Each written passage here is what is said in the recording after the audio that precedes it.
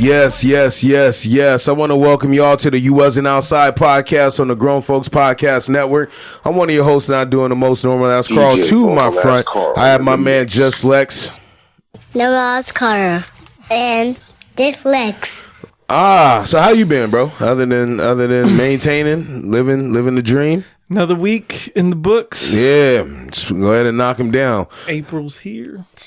I was thinking, because I've been trying to relate a lot of things and telling him to go outside. I was telling, Chris about this back channel that we had right here. They got it all blocked off. I was like, man, I used to walk up these, stop on Uncle Alex's block for a little bit, then go back, hit the trail again to get, take the shortcut up the hill. Outside is cool, bro. He want to be indoors right now. I'm like, nah, we ain't doing that. We outside. I'm trying to think, before you got here, when you got there, was it all wood chips and just down? Yeah. Okay, so before that, it used to be a full-on forest. And then there was some funny business going on. Oh, never there. mind. No, it was forest back then. That was fucking 2000, 2001. It was all forest back there. Nah, it was in the 90s. I got here in 99. Yeah, I'm pretty sure it was before that, but there was some funny shit going on back there, and then so the HO was like, we got to cut this down. We can't have no more felonies happening all up in there. That sounds kind of crazy. I don't want to ask you because I've been back there too. It wasn't me. Been back there too. All right, man, hit your hand claps. Let's get straight to the shit, man. What's beef? I want to talk about that because I got a significant amount of energy from you the other day that I wasn't particularly ready for. It's been a fun week. Yeah, absolutely. So J.cole, Drake, it's a full thing. They have beef right now with K-Dot, right? And I heard the diss, right? I heard the diss. I heard both of them, and I don't feel like they really have a problem, right? I was thinking about that, and Mark had coined the term vegetarian beef, right? It ain't the real deal. They just battle rap barring. Yeah, it's just battle rap barring the death, and who can say the most. Now, do I think that Cole had 7 minutes? I think Kendrick, delivered his shit in, I don't know if it was a full 16. It probably was 19 verses. I mean, they doing whatever these days, right? But he did it in 16. You know what I mean? And I felt like sometimes the beat matters. So Cole shit, yeah, he's lyrical miracle. He's going to get you what you need or whatever. But the bop, it don't hit the same. When that shit come on, it's like that dude, you don't even know who he is, but you've heard that trumpet from the dude from the Mets, right? You don't know his name, but you know the trumpets though, right? And so it's like it's like that. When you hear that like that song come on, it changed your life. Even when I got in the car today, my son was like, hey, can you put on like that? He don't even know it's a diss. He just liked the song because it's got a fire bop to it. Damn, Future reaching that young these days? We started with Mask Off. Okay. So that's a fun song, right? And then I do the little, Russell Westbrook. All right. You're a hater. You knew what I meant too when I did that. You're nasty. So it's weird because the beef that I'm used to is fighting behind the backstage of the Source Awards.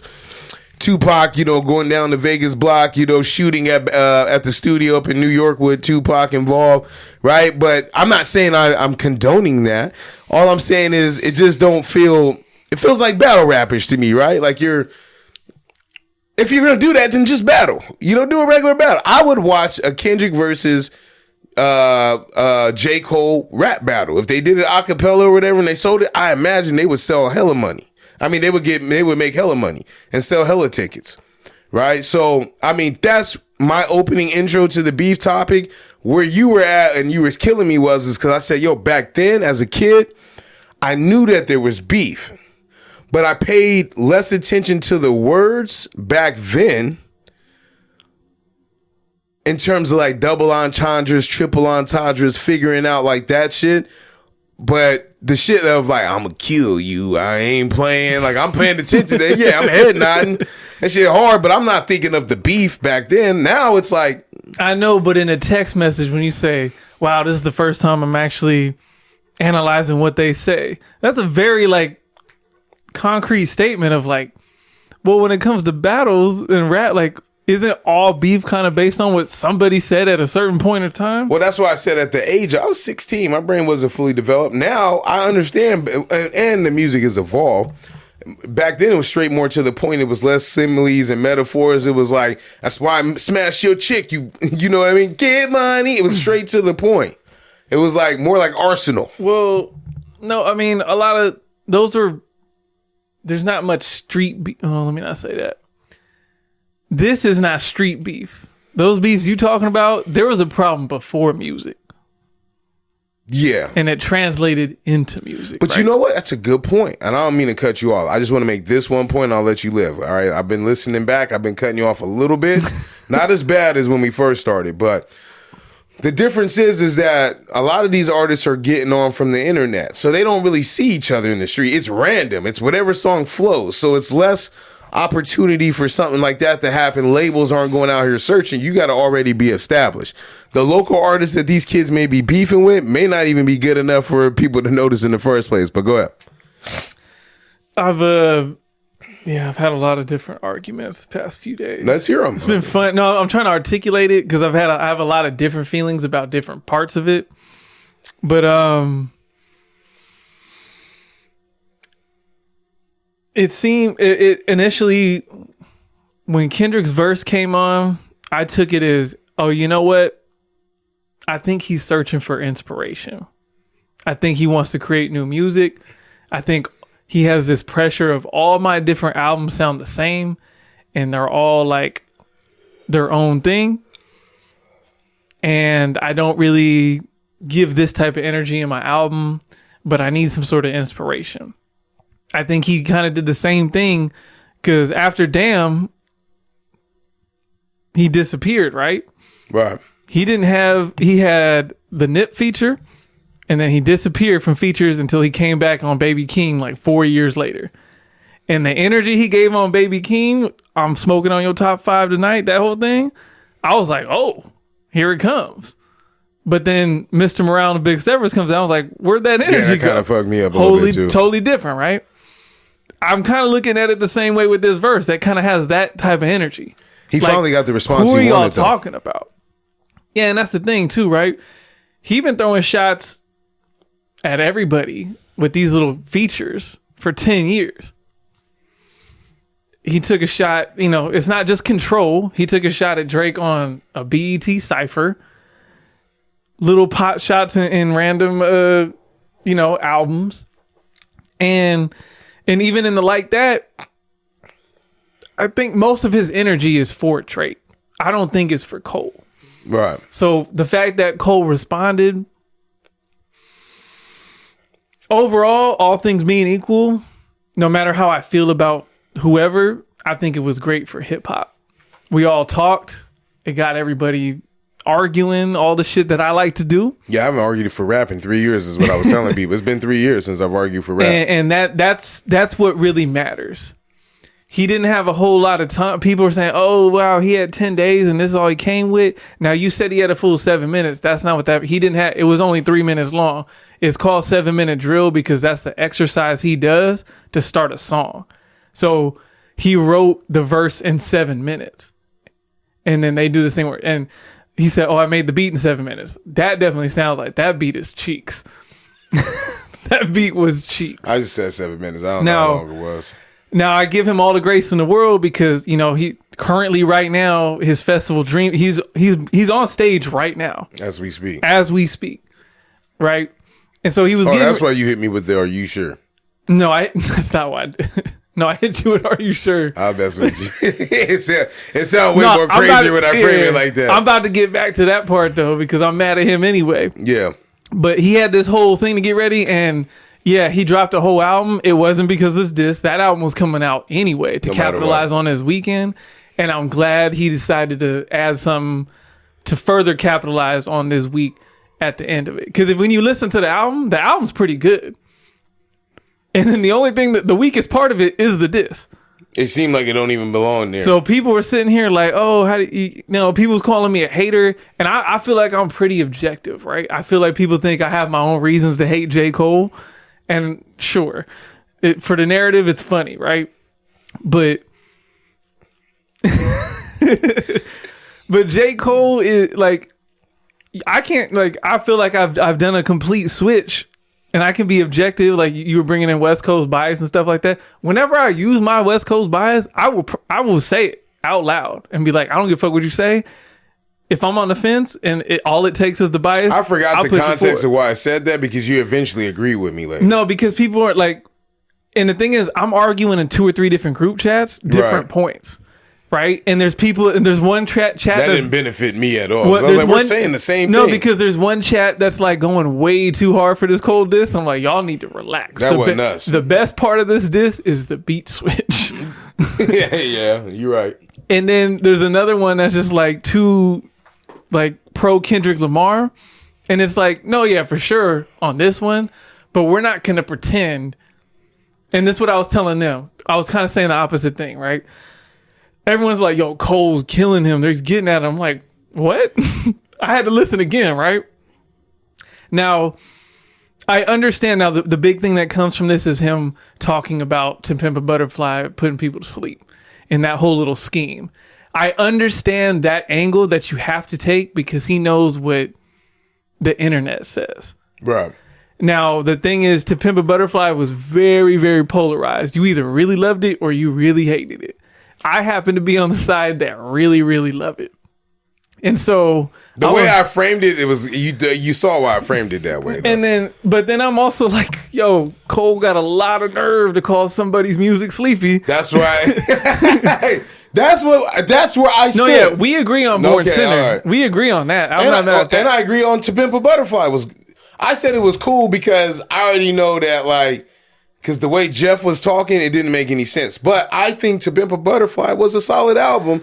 But I think that if you were to compare sophomore albums, To Pimp a Butterfly at the time wasn't what we were looking for, but it was what we needed.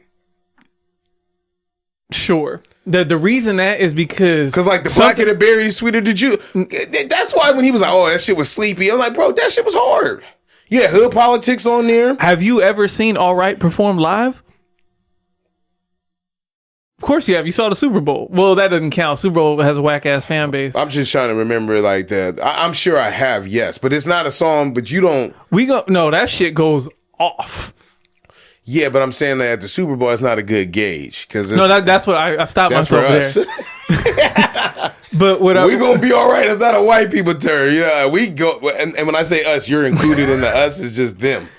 No, but the thing is, when someone drops their debut, right? And I'm gonna. For anybody, I'm the last person y'all need to come to, but Section 80's debut. Sure, I'm talking about major album, whatever. I've been around Kendrick long before that. I'm saying Good Kid, Mad City, when he gets put on and you have nothing else to compare it to, that second album is going to be kind of risky because everyone's thinking it's a natural thing, right? Is it going to be more of this? We love this. And he went all the way left and created To Pimp a Butterfly. Right. Tell me when he dropped that first single, not the album version, because the album he does like a live version, it sounds way better. Yeah. But when he dropped the first one that was just a regular song, I was like, yo, what the fuck is this? I feel you. This shit, what the fuck is going on? And that's how we feel about Kendrick for a good portion of his career, right? You give us Damn, and then you go and give us after the Pimp a Butterfly, that wasn't gonna happen again. And then when I step back, I'm like, hey, the only person who's ever kind of done this is Kanye.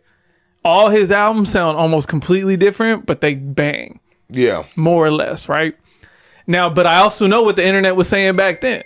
It was a very love or hate with To Pimp a Butterfly. And I was like, I don't know what y'all talking about. This shit is great. And side note from the overall consensus, this is more of a group chat thing. We have a group chat narrative, and for the joke, it's funny, right? I don't like Black Panther, the soundtrack. And it's funny because I'm white. It's not a narrative. That's the truth. No, it's the truth. No, the truth is like it's a true narrative. The only person that hates that album is the white guy. That's what your man said. And it's funny because Black Panther, right, is a black movie. There's about 5 solid songs on that album. But what I'm saying is Black Panther, the soundtrack, is not a black album. It's not. To Pimp a Butterfly might be the blackest album there is, and I love that shit more than anybody. That's right. Okay. Outside I see of what you're doing here. Go ahead. I'm just saying, go off, Keith. The narrative is funny about how, because I don't like Black Panther, the soundtrack is ass. He scored 12 this quarter. I'm going to Hey, Lakers play right now against Minnesota. It's ass. Anyway. Yeah. Fast forward. So once I found out that Cole did the little 7-minute drill thing, I was like, all right, you know what? I'm gonna give him some more grace, whatever, and that's fine. Once it's like, hey, a jab for a jab, cool. If that's how you want to do it. It sounded like, hey, I don't know, I'm busy. I don't know how to approach this because like I don't really want to fight him, but I'm also here for some lyrical sparring. And I think competition between friends is great. And I'm also defended Cole way back in 2015. There is a Young Jeezy song called American Dream that features Kendrick and Cole. And I said, oh, it's finally here, right? And everyone's like, how come we don't get like, we don't get this So I said we never got that album. And then I'm like, you know what? For as much as I believe in Kendrick, why does it seem like he's running from the smoke? And that song kind of like solidified that for me. Like, wow. I don't think that's fair. Maybe not, but I ran with that shit. I feel like he's taken shots throughout the years, but Drake is part of the femininity that's in hip hop. Yeah, I'm not talking about Drake right now. No, though. but I'm just saying, like he is the leader of that pack where diss me and you won't hear a reply for it. Like that was a cool thing to not reply to people. But then he ended up replying to everybody just later on, yeah, but real sassy, like, but never like really out in the blue, like except for Meek Mill. But he's other than that, it's like real sneak dissy. That's not Drake. You won't know if he has problems with Rick Ross or Nav or any of these guys. I'm not even a big Nav fan. That's not really tap. I don't even know who that is. Tap. He's one of the. He's a Canadian artist too. That's not a Drake thing though. People been subliminally dissing since the '80s. No, but to actively say I'm not gonna respond, it's like, oh, that's like saying sticks and stones may break my bones. Like no one said that in rap. That's why I agree with Mark that the shit's vegetarian. Because even now, it's like, instead of getting on wax, it's at my concert, once one of you guys film me, let me tell you, can't nobody mess with me. I'm not going to go that far down because 8 a.m. in Toronto. Drake is at least battle tested. Bro, he gave you a whole Control verse and we never got it. It was, that's cute. No, bro, he's a force. He may have not won those ships, but he's the Bills. But Drake has also done songs with Kendrick. I just need to know at that point had to do with anything. I'm just saying he's not running from this. Like, oh, if you're friends, but you still want to be like, I want to like what Control was about. Hey, we cool, but when we get on a song together, I'm trying to murder you. Was Control a fire verse? In your opinion? Depending on which way you look at it. Shock value, yes. Shock value, sure. But you can still have shock value and give bullshit, though. Control was fire. No, you know why I know it's fire? Because everyone hopped on the beat after and started rapping against it. He's like, bro, I'm talking to Cole, but all you guys want to respond to me. Yeah, I'm generalizing most of you guys, but I'm talking specifically to the top guys that are in my class. And none of those guys responded at that time. And that's why part of me thinks it's funny, because it's like, when I was ready for the bullshit. But why do you think they didn't respond? They tried to big bro him like Sean. I don't think they. No, it's because that's why you laughing. They tried to big. Now I it's like, oh, your hand's too short to box with God. Then Damn came and it was like, no, oh, he followed up with two. Because he also said like, say Boogie's man's name and I'll appear, and everybody was quiet. He said it. Say Candyman, I'll be right there. Who said that? Kendrick. And did anyone say it? No. Why not? That's my question to you. Why not? No, but when you sit up here and say, but so because you say he dodged he was dodging it, like Sean was dodging it, all that shit, right?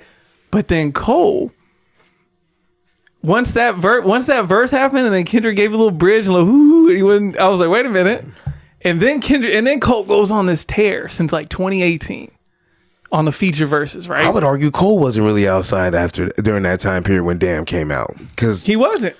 He was tucking his tail. So is that fair? Because people don't even think about that part. I remember Cole being gone for a while, at least a year and a half. Because he had to tuck his tail after that For Your Eyes Only He just had babies too, right? Like, bro, same thing that's going on with Kid. Here's the thing. Gotta be fair, dog. He opened this door to talk about somebody's discography. He talked to the wrong one. Who did? Cole has the nerve to talk about. Oh no, I agree. Yeah. Hey, because Sideline Story's not like one of the ones that people go back to and say that they like. There's not many, and Born Sinner's not the biggest, like, and KOD. I love KOD. I know you do, but like, I love KOD. And I know that was his experiment of like trying to rap like these young kids right now, but that wasn't for you. For Your Eyes Only, they didn't like. I didn't like that one either. Like the last Cole one I liked is probably the last one he put out. Like I really loved, and I can stand out with everyone else. To me, Cole's got 3 really great, like untouchable projects: Friday Night Lights, 2014 Forest Hills Drive, and then the last project. What's the name of it? The off season. The off season. I was about to say Fall Off something. I'm old now. Those are his 3 greatest bodies of work, and then maybe I would throw KOD 4th in there somewhere. All 3 can be interchangeable.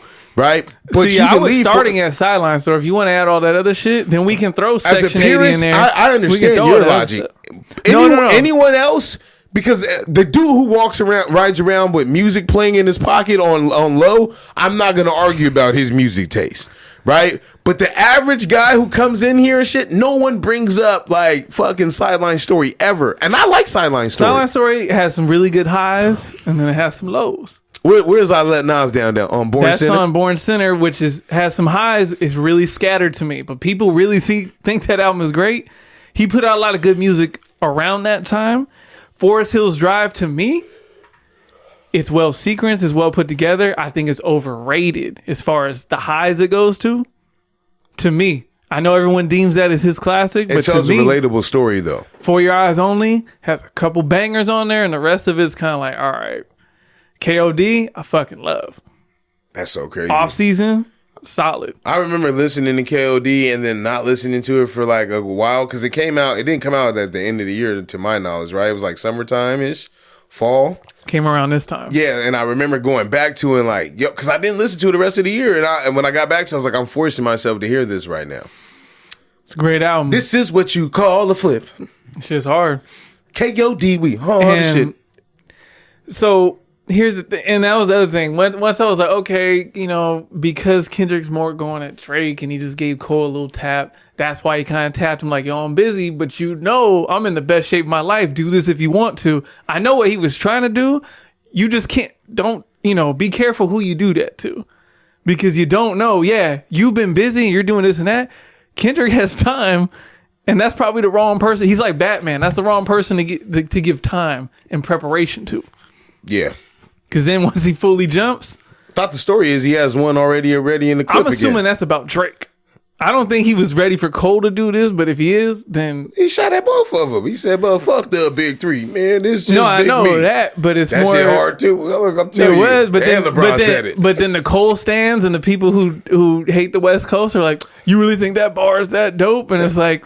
I think it's less about the way they cut the beat out and all that other shit. But it's not just that; it's his delivery, right? Because his ad libs are funny. The fact that he'll come and diss you and go bum, that shit is funny to me, but it's effective. But you know what I found out too? It's a bunch of kids that don't really listen. That they were like fucking in 6th grade when Friday Night Lights came out. 4th grade, telling you that this is all. I like both of them. I'm gonna buy both of their albums. I just want to see good bars. You don't have to choose one. That's what I'm saying. Good I know bars. Anyone who's arguing me, I'm like, you can't say I'm not objective. All I'm telling Cole is, Cole, you can't say a motherfucking thing about him. The beat is too hot. Before round 1 to Ken. The beat is too fire. Before 2018, you can't say shit about him. And Kendrick, after 2018, you got to be careful about what you say about him. For the sake of the fight, though, yes, you can. That's like telling a battle rapper when they go in there like, oh, you're using the same angle that the dude used in the last 3. Who cares if I say it hotter? All I'm saying is, what I'm saying is prior to 2018, I don't think Kendrick really missed me. Some people say he missed with To Pimp a Butterfly. I don't think he really missed. Yeah. And so for you to be attacking any time frame in there. But some of the people that say that are the ones, especially like of my culture, aren't really of the culture. Because I got a homie that said that. And I was like, bro, you're not really like dashiki wearing though. Not for real. Like, I'm serious. Like, yo, like shea butter people love Kendrick. You know what I mean? And Cole is for like more of the newer generation and the college generation. But like, I feel like if you like shea butter from the hood or whatever, Kendrick's gonna give you that, and he gonna say word. I don't know how to explain this, man. We shouldn't even really be picking sides. We're from an era where we loved, enjoyed both of them, and never thought that we would ever have a day like this. No, I don't say There's that. No way that you didn't like. I both. love Jay-Z and Nas. I picked a side. Who? Jay. It doesn't mean you don't still like the listen other to Nas side. now, It though. doesn't mean, but I'm saying No, you can pick a winner. Yeah, you could pick a winner. But you enjoy both. If both dropped an album, you're buying both of their music. When Ja Rule and 50 Cent was beefing, I told you, when 50 said, nah, Ja ass, he's a wankster, he's whack, blah, blah, blah. I stopped buying Ja. Pain is Love, that was the last diss from Ja Rule I ever listened to again. People don't sway the needle like that anymore. No, yeah. You're describing, yes, a lot of people do what you did. Me, I happen to not fuck with Ja before 50. So this was kind of like, I'm just kind of proving right. That's like the general consensus now. Oh yeah, like I can't say I want to say. You can't say that. You know what I was gonna say though. But it is like, but that never for me. That never happened. As much as I hated, like, you know, the end of To Live and Die in L.A. on Machiavelli, a fucking flawless album. As much as it, like, I love that song, and at the end of it, I gotta hear him say "California Love" part motherfucking 2 without gay ass Dre. That hurts me. But I'm not gonna not bump this album because of it. Down? No, I gotta live with it. Real motherfucking G's. That beat is too hard not to listen to. Bing, ding, ding, fuck Tim Dog all day, but Real motherfucking G's, no. The best beefs that you heard, the beat is hard. It can be played anywhere. And that's why I think Kendrick won, and that's why I think it's at the first round, and why I think it's unfair. He had time on his side because it came out at the time. It was a regular Future album, and I text y'all. Remember, I had just got to Vegas, and I was like, "Yo, he dissing. He going straight. He back to rapping, and he calling, and he's being straight to the point, right? And so it's like, yo, because like you said, last album that came out." Right? It was like, all right, that wasn't what we thought you was going to do. And then now you've had all this time. Who knows how long Future was sitting on this verse? Yeah, but that's the thing. I don't, he saves those verses for things like this because he's like, I'm talking about realer shit on my album. That verse don't belong in Mr. Steppers because that album's about a whole lot of introspective and it don't belong there, right? Same thing with To Pimp a Butterfly. I don't understand how you don't like To Pimp a Butterfly. This is me speaking as a white man. I love To Pimp a Butterfly because of the funk, the instrumentation, and the depression. Not necessarily from the black man's perspective, but there is an overall arc of depression on that album that anybody can understand if you relate to it. And it still goes deeper to the layers that's like, well, I can't relate to that, but it's still hard. Right? So anybody who doesn't like To Pimp a Butterfly just assume that you just can't relate to it, or your parents, you didn't grow up in a funk household. Did you just say somebody was interracial? No, because there's black people that hate To Pimp a Butterfly. They're calling ones. They're the ones calling it shit sleepy. I don't know if I've ever heard white people say it. But I'm talking about like the internet when they talking about this and that. I don't feel like that's Cole got that angle from black people. I don't normally hear people say that they hate To Pimp a Butterfly. Oh, I did. I've heard takes, but I don't feel like that's a common theme that I've heard. I think it was half and half.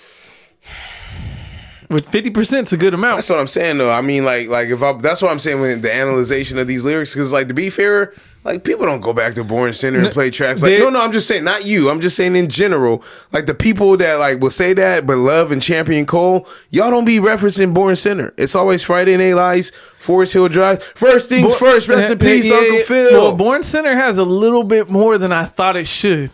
Because I went back. No, I'm talking about people that reference it. Which I'm like, yo, where is this coming from? But at the same time, I think it's... But that's the thing. We've had this argument before it even came up. That's why I like it a lot, right? I like this argument because I've had this argument with people before. I've given my KOD take. I've given my Born Sinner take. We've agreed on that, right? So then for him, he should know, like you said, shame on Cole. He should know that Born Sinner is not the, like... You gotta really love Cole to love that album. And I love Cole. I just don't really love Cole like that. He just had... Look, for the scheme, it made sense. Because he was trying to rhyme it all classic. I'm going to give this a minute, too. I don't want to die on this hill. But keep going. Go ahead. Wrap it up. I mean, this is going to be the big part of the show. No, we did. People are, you know... Man. But it's just... People that hate To Pimp a Butterfly, they'll go, oh, you guys are fake deep. You think just because you like it, you're deep. You don't got to understand everything. Like, we trying to dance and shit like that. And it's like, no, you ain't got to wear a kufi to understand this album. It's just the people that don't get it or don't like it. That's what they say about the people who like it. Which is fucking stupid. Because like, what Cole album are you really dancing to? Not for real. When you think about it like that, which one are you? I think it's different people. I think the people Hollywood who are saying Cole. that don't necessarily like Cole. But that's what I'm saying. Like, if you were, I would argue that like that is a dance record. I've seen the strippers dancing in that. That's the thing, right? Because Drake always had that, like, well, I can diss you and the club will bang it. Kendrick now has one of those. Yeah. Cole ain't never gonna have one. And that's why he gets sick. He liking photos with LeBron and all that. You know it's nasty because he was on the shop. Yeah, he wouldn't let nobody else be on with him too. He was on the shop too. That's why when they do the hand clap, I don't be shaking hands when y'all be up in here.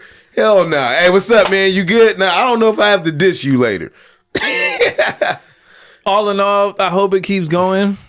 I mean, whether I told him he can keep that diss, but at the same time, I'm glad he did it just for the spirit of competition. Because Cole, to me, I believe in heart of hearts, he's really like that.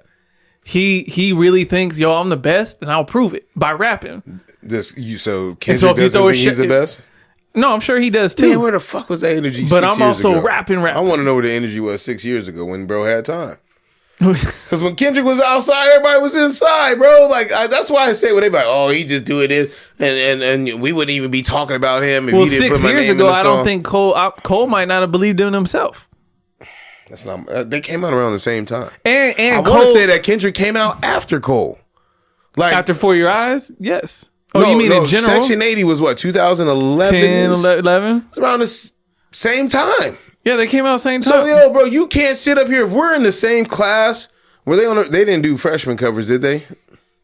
Yeah, Kendrick did. Cole did. They're a year apart. Come on. They're in the same class. They were around the time where like freshman covers matter because I couldn't tell you who was on the last 8 years, but like you're around because Wiz Khalifa did it. Like that whole class is around that same time. Mac Miller. Cole's on the best one, I think. Mac Miller, Nip was on those. Like, bro, you 7 years in, bro, you supposed to have your shit together. If you've made it 7 years in rap, I don't want to hear that argument. They also come from an era where it was different, right? That blog era, you had to kind of get it a different type of way as music was changing in that digital space. To where we started noticing people like, yeah, Cole had the Hove cosign, but not really. Like he was part of Rock Nation, the first Rock Nation artist, but he didn't really get the whole, like Hove didn't treat Cole like he treated Beans or Bleak, State, like all of them. It was more like, oh, I'm a different Hove now. I signed this new artist. I gave him this little whack ass verse and I'm gonna let him off. Cole kind of did all his own shit, and based on the shows, I'm like, oh, he's kind of the poster child of I'm building a niche market and I can be very, very successful, but I'm not necessarily getting a whole bunch of radio play.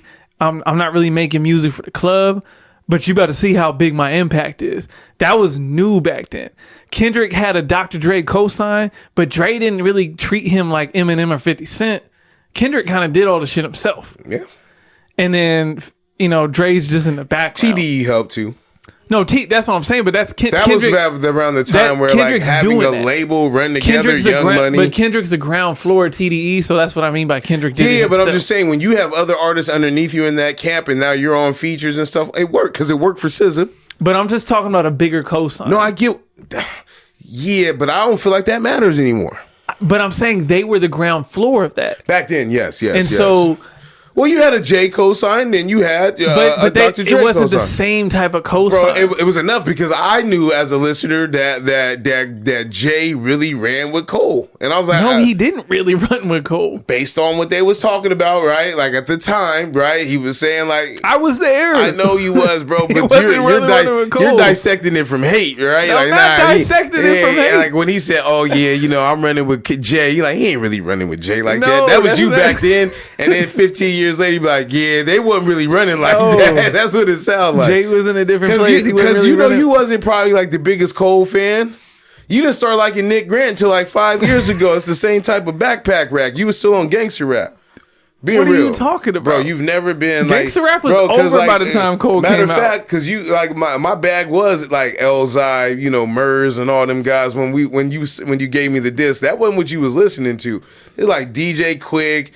all that, Warren G, real heavy. So when Cole come around, it's like, oh, here isn't the cool little nerdy dude. No, but I was you just started like getting to your backpack until what are you talking about? 13, 14, I would say. And I was bumping Black Star in 2000. Nah, man, that was like on a Sunday. About? That was the closest you got to R&B. I see what you're doing. No, I'm serious. All right. You want to hit my hand claps now? It sounds like that's what you're trying to get to. I wasn't trying to do that. It sounds like that's what you're trying to do. I get what you're doing. Go ahead. Go ahead. You can hit him. Listen, man. I'm just saying that was the closest. That was your R&B. You don't really listen to R&B. Like backpack rap is as soft as you'll get with your rap. With your music. Rap? Yeah.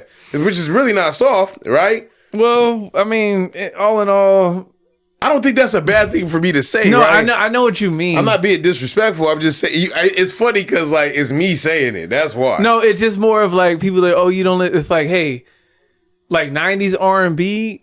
Like I was there while it was happening. Do I bump it in the car by myself all the time moving forward? Not necessarily. It doesn't mean I have absolutely zero knowledge of it. Like when like them old JT albums would come out or Usher album, like I'm listening to it. I'm not staying with it a whole bunch of time because that's not the type of time I'm on. But it doesn't mean it's like, oh, now this new R&B shit, I'm not really into any of that. It ain't that bad. It's better than the rap. I ain't gonna lie. And that may be true and like for people who listen to both. But for me, it's like, oh, it's not enough for me to be like, oh, because I can always find enough rap for me to like. I'm not trying to argue with you. I'm just making an observation. My bad. That was the other thing. While you hit the hand claps, I was telling my wife, I was like, the people that I used to argue with and like really get like pent up like for 2 days, like Lex being one of them, the homie CP. I was like, I don't even argue with him anymore. I'm old. Like you old when you start saying you got it and you don't have time. You just getting old. Like it's maturing. I don't want to do that too fast. Go ahead. Random shit to feel like, you know what? Fuck that. We're going to go straight to Read 'em and Wheat. I went out with a friend who has been unemployed and struggling to find work for a few months. She wanted to go for a happy hour drink because she was trying to save money. I had been running all day and was starving when I met her. On top of my drink, I ordered a salad. She only had a drink and offered her some, and she said no. Later, I got a text about how it was very rude to eat in front of her when she couldn't afford an entree. Was I in the wrong?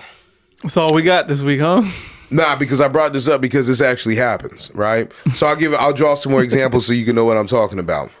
And we've talked about this a little bit, but I don't understand why people go places without money. I'm not going to fight you on that one. I don't like going places with money. But I be trying to figure it out, man. Like my man, there's been plenty of times. There's been a time where I went to Vegas. My man had enough money for a rental car. He got a rental car and was like, hey, can I catch a ride home with one of y'all? He left the rental car in Vegas. I was like, yeah, that look a little expensive. We go out to eat somewhere, How do I want to tell this story? I want to tell it respectfully and with grace because me and this person still get along. There was an evening that we went out. I won't specify. I'll tell you later off mic if you remind me to tell you who it was. There was an evening that we all went out. And said person was supposed to do something for me and my wife. And at that time, we had to get together and stuff like that. So we go out to eat. They go out and proceed to order on the menu, one of the most expensive things on the menu. Because they were doing something for me, this is why I allowed it to slide. I never brought it up. So when the check came, right, they put the bill in front. And I was watching, like fishbowl, real fishbowl. We was in a live ass spot too, so they probably thought the music was loud enough to where ain't nobody paying attention. He picked up that check, and the slow pull out the pocket. You doing math in your head, like what's in that account, right? He throw the card down. When he throw the card down, the lady come back. She whispered to him, it didn't go through. And he put his head down. Right? And I was like, at that moment, I was like, he's had enough now, right? That's it. All you need is somebody to tell you your shit declined and you ain't got no transferable funds. Like, right? You can't pull it from a savings or, off a credit card or whatever. He was hurt. So I was like, hey man, I got you. He's like, hey man, I appreciate you. Yeah. And then I'm thinking like, man, you could have just said that and spared yourself of all that. So I'm thinking about old girl right here. Like, yeah, she wanted to go to happy hour. Her priorities was wrong. If you want to go to happy hour, it's an $8 drink, $9 drink, baby. You can go get a bottle of Parmesan for $9 and you guys can go kick it back. But it's about you being able to be within your wage, right? Right. Don't invite me out. Not like, I've been running all day. Like, hey, if I decide to go out with you, I got to eat it at some point. Have you ever had shame in telling somebody you ain't had no money? Nope. Yeah. When I didn't have money, I didn't have shame in telling them that. But like, I still don't have shame now. I guess, and I guess we all have money, or to some degree, right? But we know what we want to spend it on. And that was back then. It's like, yeah, I want to go out with y'all, but if I say yes to it and I ain't got no money, I'm just for the experience. Like, oh, I'm trying to kick it with whoever. I'll go out there and drink a water. Y'all can drink, eat whatever y'all want, and I'm just here for the fellowship. But if I'm unemployed, I don't need to go nowhere. No, whether you need to go there or not, if you invited me, you don't know my circumstances.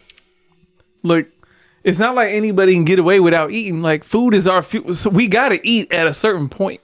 Right. Whether I ate at home or here, it's like, hey, it's happy hour. I've been running all day. I've been working. I got a salad, and you hate, like, don't eat in front of me type of shit. And I offered you some. Don't send me a text. Yeah, don't do that. Offering some of a side salad is crazy. And then telling me later that it was very rude. You could have told me right then. That's my whole point. Yeah, you could have told me, because I'm offering you. If you not even if I didn't offer, if something like eating in front, if the potential, you either got to tell me before, hey, don't even think about ordering shit else because I'm gonna feel some type of way. If you ain't gonna do that, you're leaving the risk open for me to order something else. They didn't really want to argue either. And then obviously they did, because no, because I'm saying if you would have told me that at the restaurant, I'd be like, yo, why'd you invite me out in the first place then? I'm gonna eat. Exactly. So the fact that you would leave that open, is like, why even do that to yourself? Because now you're gonna fire off this text, and then they be like, what? Yeah, that's kind of crazy. Wildest concept ever. Yeah, I just don't. I don't understand it. There's a few weird things. I'll talk to you off mic about it. I'm not gonna beat a dead horse, but there's a few weird things that I get like from people. But like this one, in terms of like the whole money thing or whatever, it's like or I've known people to like go look at houses, but know that they didn't have the financials to do it. Like somebody I know had like $7,000 in their bank account and was going out looking at $500,000 houses, and it's like, yo, like, you didn't do your math, you didn't talk to somebody, you got to go out and get information. I ain't got no problem with that, depending on what you think is gonna happen. What do you mean? Like, if you just want to get a feel of looking at houses and trying to get in the mind of what you're looking for. As a realtor, you going for that if I tell you that? I'm gonna be upset. Okay, but I'm talking about, like, if I'm going out houses and I'm just trying to like get used to the idea of being in houses, looking at them, falling in love with a house that I can't get. So, and getting used to these feelings. So then when I'm prepared, I can go in and be like, oh, I know this feeling is going to pass. Don't fall in love with this shit. Or, I've looked at 100 houses now. I kind of know what I'm looking for. Yeah. I know what I'm looking at. I don't mind people doing that. But see, I was also looking at houses with Redfin where the people that were showing them to me were getting paid every house that they showed me. Not by me, by their company, right? Yeah. Now, them old school realtors, I get it. Like, yo. Yeah, we ain't got that. You got to let me know, big dog. Yeah. Like, I'll give you the lockbox code. Yeah, just so you know. All right, go ahead, buy that class. That was a short one. Yeah, you're right. Like I said, it's going to be short-lived. The beef we spent 40 minutes on, I want you to understand. That's probably appropriate amount of time for this type of week. Fun facts. Polar bears are actually black. Again, you did not misread that statement. While these furry creatures appear to be white, they actually have black skin. Never knew that. Never seen a shaved polar bear. That's why the world don't care about the environment disappearing. That is a big deal too, right? Oh. Oh. I needed that. That was funny. That was a good one. I forgot where I found. I don't know if are they endangered? Hell yeah. They're on the endangered species list. And it's about to get worse with the ice caps. I feel like we have enough technology to where we could take care of them somehow.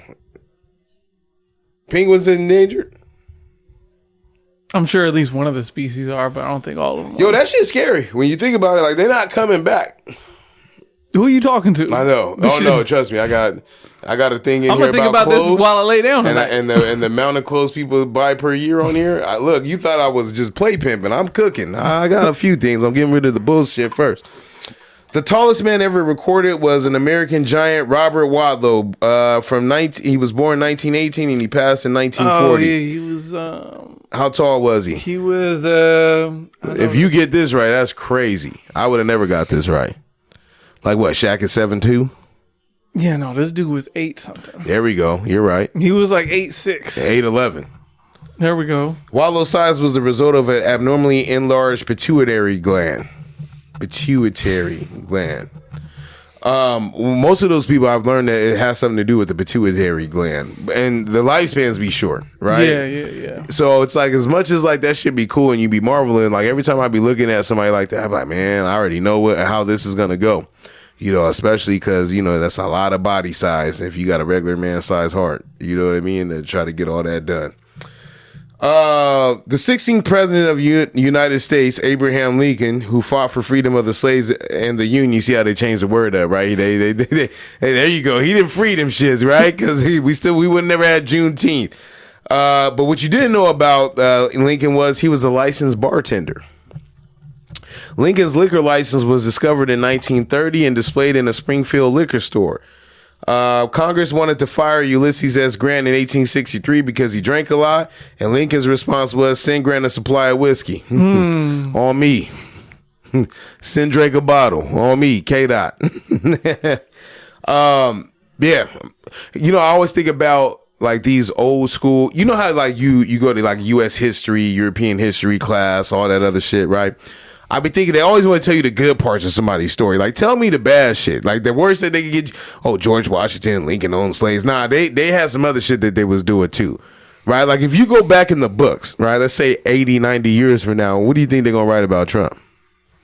Depends who's writing the story. That's what I'm saying. That's why, like, history, when I started really getting into my wormhole, it's dangerous because they're not going to tell you all the other BS he be saying. They go look at him as some great American hero that people, fell out of favor for. He lost to Biden or whatever. But it's like he was in there telling them, grab women by the crotch area. He had a few sexual assault cases. Vincent Van Gogh was a nasty dude, I later found out. But we reading about Starry Nights and stuff like that. Like, come on, man. You get what I'm saying? But that's also the time they're like, it wasn't, some of that wasn't as nasty as it would appear to be today, because back then it was kind of like, I had a way to jam you up right now, but I ain't gonna do you like that. So, I mean, shit. Nah. Let's go. Nah, because because I'll get a text later, I'm... Elvis still the king of rock? Like, he's a... See, you trying to... Let's get into some nerd out shit there, since you want to play with me. Humans shed around 200 million skin cells each hour, and they have to go somewhere when we're indoors. If the idea of skin dust isn't sitting well with you, you should know that a report from the American Chemical Society, didn't even know we had one of those. The American Chemical Society found that skin oil called squalene naturally helps reduce indoor ozone levels by up to 15%. Okay, I'm not gonna pretend to understand the last part of that. Yeah, I don't know anything about that. But the first part, the skin is our biggest organ, right? Yeah. And it's constantly regenerating. And when it slows down, that's when we start aging. As it slows down, that's why we start aging, because our skin isn't regenerating in what it used to. Yeah. And then eventually, it's not gonna regenerate no more, and then we die. Right. Yeah. Well, you have to be alive for it to regenerate too. No, but I'm saying like the telltale sign that you alive or you young and whatever is your skin is, You get gray hairs? Shit, more and more. How many you got right now? Can't count. More than 5? Yeah. Okay. On your head? Or just on your beard? Pretty sure on my head. I got some coming of it on front right now, but the front's thinning out a little bit. So. Now, let me ask you this, because we start talking about skin. I'm thinking about hair care and skin care. Now, obviously, me, I'm balding, right? I got some grays coming. You gonna dye your shit? Probably not. I thought about that, man. Like, even my man was like, yo, I thought about getting hair plugs. I'm like, you know what? I've thought about it, but do I want to go through with it? No. I mean, I can go to Mexico right now and go get me one of them little houses, chill there for a week after getting my shit replenished. But for what? Like, if I come out here with a young dude cut, y'all go trash me. It's like you don't win. Oh. I seen on No. Was that Shark Hold Tank? up. Pull the mic away, because there's somebody who we know with hair plugs. Oh, matter of fact. Pull the mic away. Oh yeah? Yeah. But when I found, I was like, that's kind of crazy. Don't he wear it fitted all the time? Relax. Oh, or was it setting in? Nah, it's good now. Okay. Yeah. I won't get nobody in trouble. Hey man, no. But it looked good. It looked great though. That's why I'm saying that. Like, I'm saying that because it looked great. And I was like, for real? Because like for me, I didn't notice when I saw it. The same with that I tell women, if it really makes you feel good, like go ahead and do that. Yeah, absolutely. I don't necessarily agree with all the reasons for it or doing it myself. But if that really what you need to get your shit off and it makes you better, then go ahead and do it. What if I got a glue in? I'm gonna be the first one to stand up and give you an applause. Like, get your shit off. No, I don't trust you. I'm gonna go get my eyes done. That's not the same. It's not the same, but I mean, when they hit that glue, I seen some shit on Shark Tank. When they hit that glue over the, don't do that. What are you looking at? Get you a little sculpted down there. They rearrange a couple of things. On Shark Tank, I think it was Shark Tank. that's a wild place for it to be. Was a dude a surgeon? Yeah. Nah, my wife, she chose me how I was, and I'm gonna stay like that. I would have lied to myself if I never found her or somebody else, right? I would have just like, yo, I need to change something. Like, do you feel like you're an ugly dude? Solid 6 at the barbecue. No, but I know my place. Do you feel like but do you feel like a 6, or do you just say you're a 6, but you feel like you're lower? No, I say I'm a 6. When I say solid 6 at the barbecue, that means the personality. I got other things that take me up to like a 7, 8. But do you feel like without those other things, do you feel like you're an attractive man? I know my place. Nah, I would have. Don't do this. I would have delved in this, because I tell my wife all the time, like, yo, like, I don't even know why you with me. Like, right? Like, I feel you. I know it's cool. I accept that, right? I'm like, and in her mind, right, when she sees some of the women I used to mess around with, she don't want you talking like that, because now you're like, why are you questioning me? Like, no, for her it's like, nah, it's cool, like, you're fine, but whatever, like, oh shit, at least she gave no, you no, whatever it is about me that stands out, it's like, let me give him this response. I think, right? She's gonna tell me I'm sick for thinking like this, but then I was like, yo, but like, in comparison to, she like, oh, you like ugly girls? No, I thought like some of these girls was attractive. For real, like the ones that I took seriously, yeah, I thought like, yo, like, they were attractive. You're seeing, I'm just honest and forthcoming to you about some of the L's I took, that you can't really judge me off of my L's. Right? Yeah, I always got a wild response when I was like, yeah, I don't think I'm very attractive. And then now it's like, it's about her. Oh, you questioning my taste. Now you saying like, nah, but I feel like we judge ugly men too, right? Like when Jay and Beyonce first got together, we was kind of like, yo, Jay, that was mostly hate though. He's a cool guy, but he's not like, any woman I've ever asked, I don't care how good you rap. This don't belong. Yeah, that's usually the consensus. But like, I feel. But we was probably gonna say this that gonna about sound crazy, but I don't feel like you Beyonce.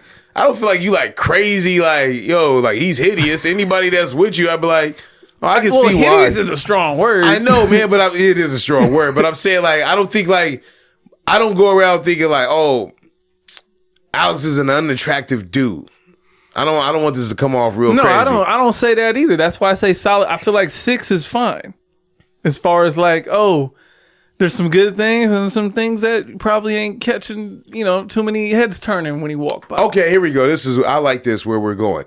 There's been women that I've talked to where like I'd be with a group of friends and I'd be like, damn, I gotta be dead last. But then it wasn't.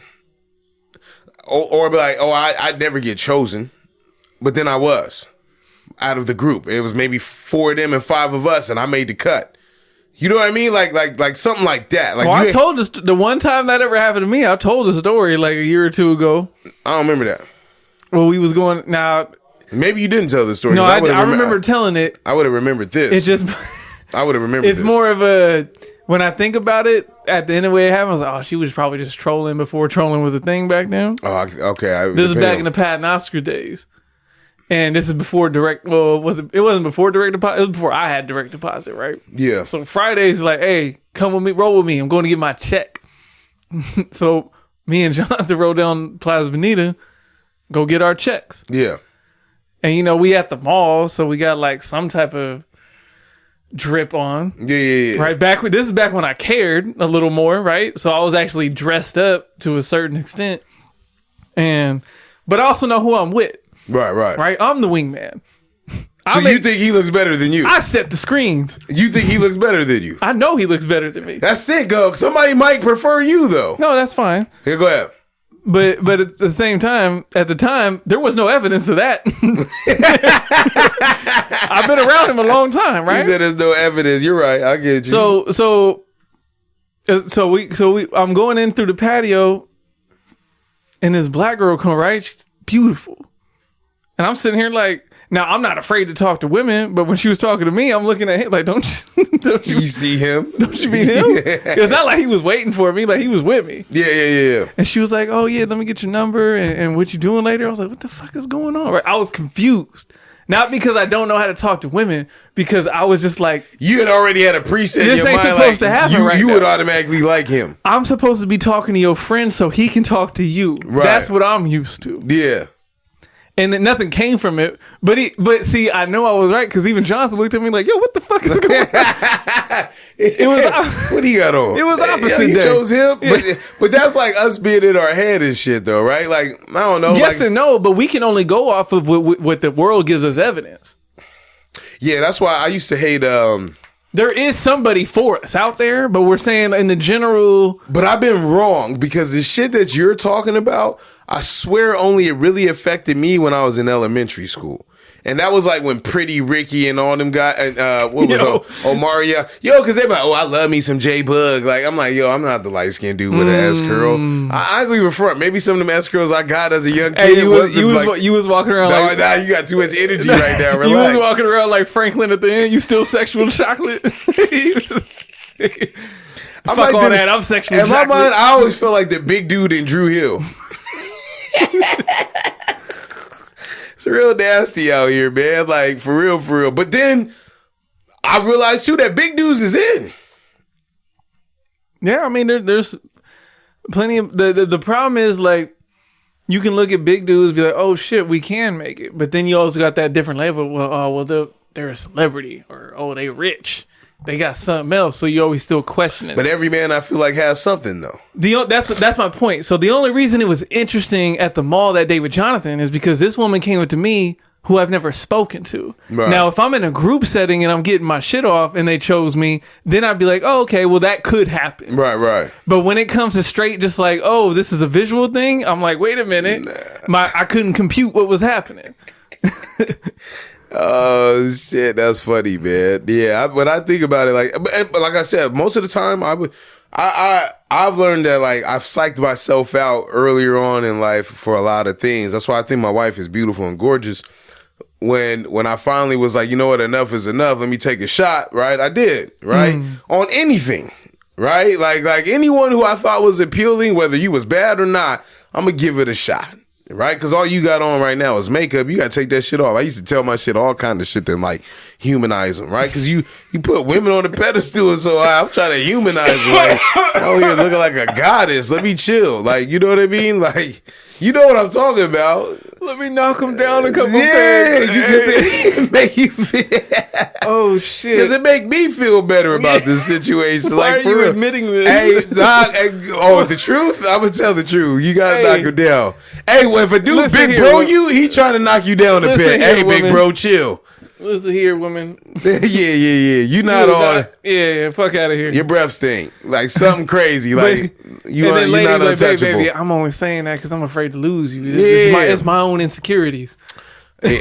I used to, it's funny. She know this too. I used to, because we used to know the same people. Me and my wife used to work together. I used to downplay her to people. She cool. I'm lying to myself inside, like, deep down. Yeah, you was the scoring one who got turned down.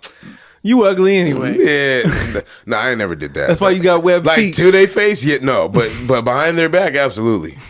Hell yeah, I don't really want that anyway. You know, all the lying shit that dudes be doing. He probably stink. Oh, hit my hand claps, current events, man. Then we'll get up out of here. I ain't got no shows I've been watching. I'm trying. If I had to go back out into the streets, I'm doing that again. Like I'm treating you casual. Like it ain't like.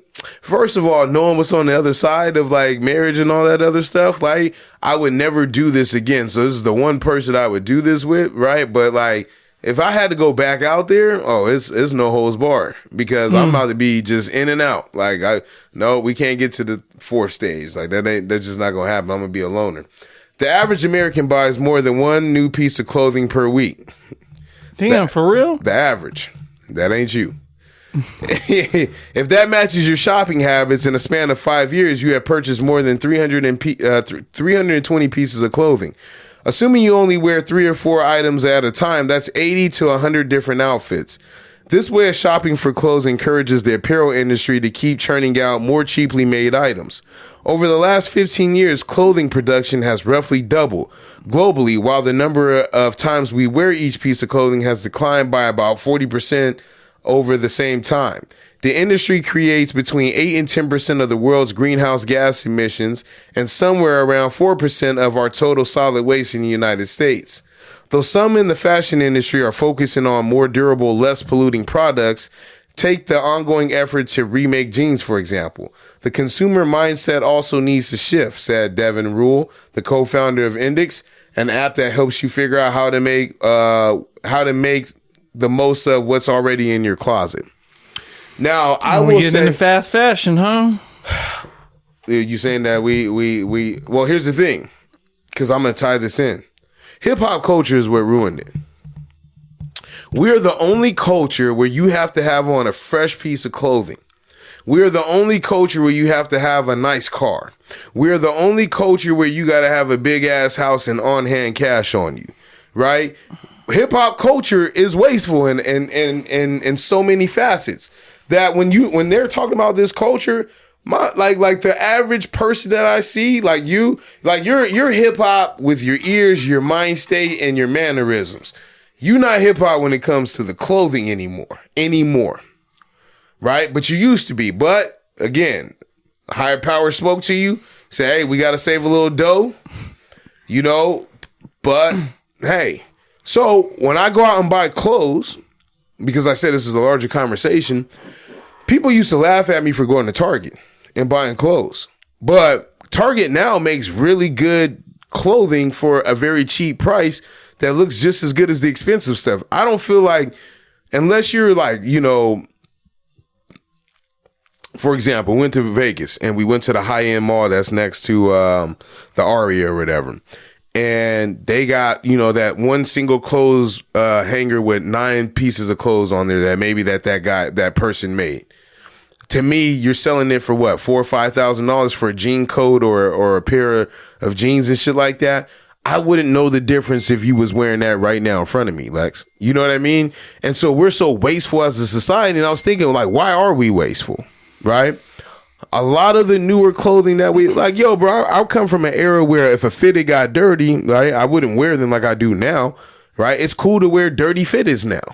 That's why, or it's cool back then it was cool to just get a brand new pairs. Was a Dame Dash? Oh, if I scuff one of these Air Force Ones, I go get a new pair.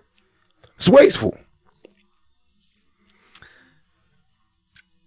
I'm not all the way disagreeing with you, but I am disagreeing with you. All right.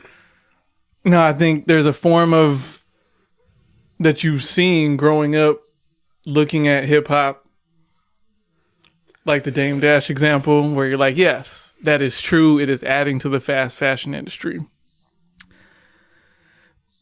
But to me, it's bigger than that. Like, this thing goes across all cultures. Like, especially the fashion culture that ain't really got much to do with hip hop outside of Pharrell and a couple of them motherfuckers. They do the seasonal clothing because it's about capitalism.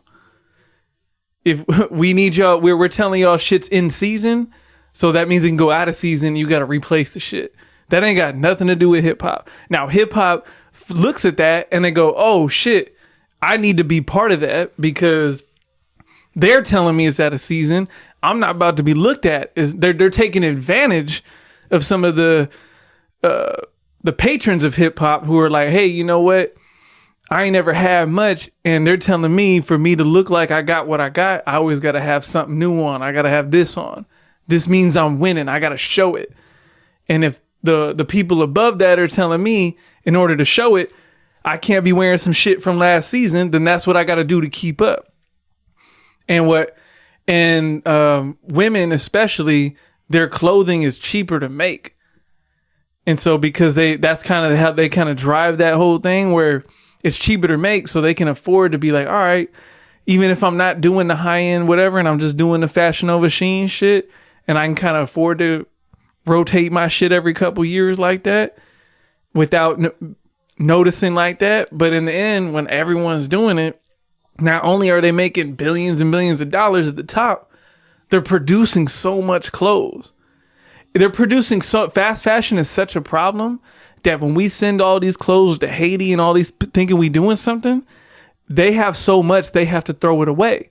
They have to burn it. They have to create all this other ozone shit because they're burning clothes. They're throwing them away. They're not useful. They have too much. As crazy as that sounds, too much. Where are you getting this info from? I'm like 3 fast fashion docs in the past 6-7 years. You never fucking shared one of them? Because I feel like you making this shit up.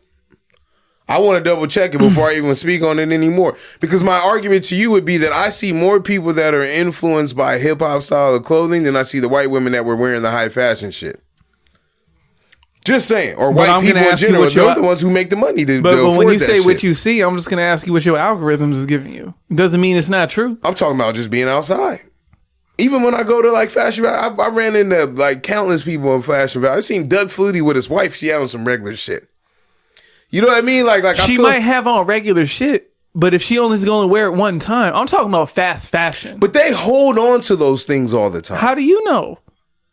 What are you talking about? Really, I know it's very possible that Doug Flutie's wife. I don't feel like white people are wasteful when they buy they are gonna wear their fucking Burberry shirt a few times. I like us. We wash it one time. It's like, yo, we're done.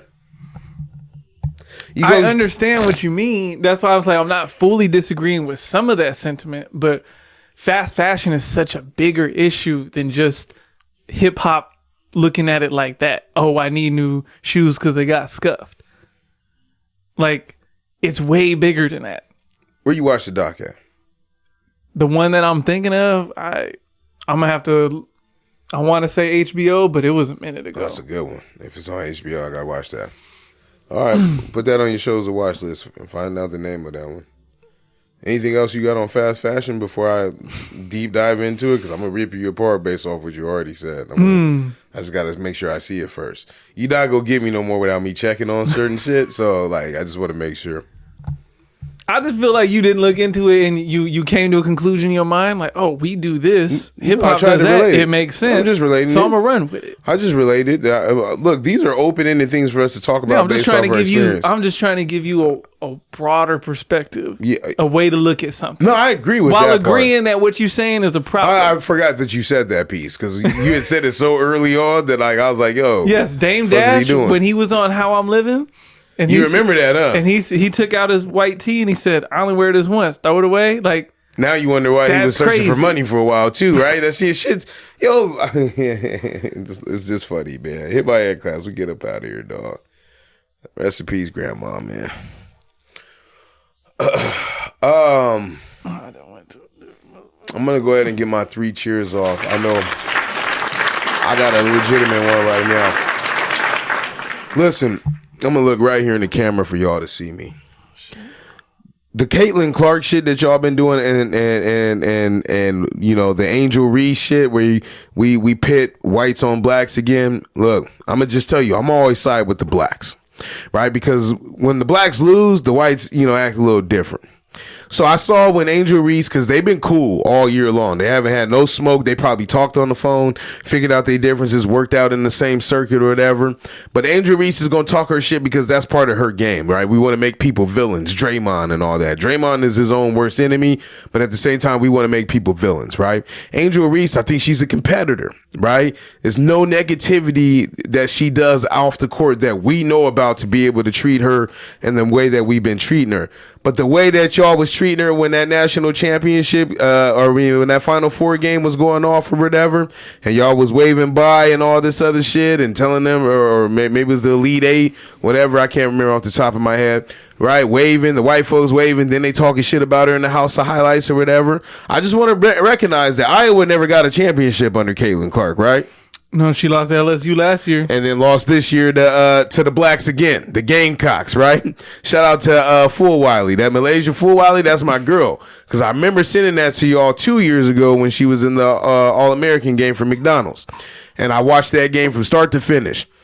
Shout out to Caitlin Clark. I feel like she revolutionized the sport. She was a white woman that took on these black girls that was, killing, doing their thing, and these Europeans that be coming over, right? Them Europeans is different from the white girls here. That's why I'm just making a distinction. And she, revitalized the sport. But at the same time, now we have a solidified argument that no matter how great y'all think she was, there was somebody who was real that was in front of her, right? Malaysia Full Wiley, she had a solid game. I mean, a few turnovers, right? But there was other players there. But that girl's going to be good when she gets older. The rest of that Gamecocks team, that coach and everything, I love it. I love to see it. NC State, I like DJ Burns. I love his attitude. I hope a team picks him up and he's able to run the floor in the league, right? That's my only concern of a guy that size, right? And I think Purdue UConn is the championship that we was all waiting for. They're one of the best two teams in the country right now. We weeded them out. And this is going to be a good game. You got 2 7-footers going out against each other. So I want to give a 3 cheers out to the Gamecocks, though, the women, for their national championship. Also want to give a 3 cheers out to my grandmother, Carlean Arnold. We'll miss you. We love you. And I'm just so thankful for the time that we had with you. So that sucks. You should have went first. I'm going to give a 3 cheers to Russell Westbrook. He, I don't think he started it, but he's a big investor in this project in LA to build 180 affordable homes. California, I mean, it's a country thing, but California especially, we have a housing deficit and there's not enough homes. It kind of messes with the supply and demand. So the new homes that do come online is all like through the roof that regular people can't get to. So people who are struggling definitely can't have a home.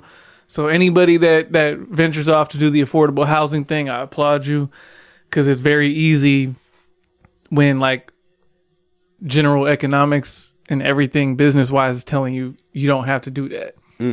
You can take these 180 homes and you can make them luxury homes and they're going to sell anyway. Wow. Because we have a housing deficit. So people like Russell Westbrook, people like T.I., and people that just have these big projects going where they attacking the affordable housing crisis, like there's some benefits there too for them too. So go ahead. No, they still gonna. You need to get your benefits. They still gonna get come your benefits. Up. If I build a project housing, I need some money. Y'all still gonna come up, but I'm saying like you can come up at a whole different level. I'm not if you get what the market says to go. I believe that you should get compensation for taking care of people who are not able to take care of themselves.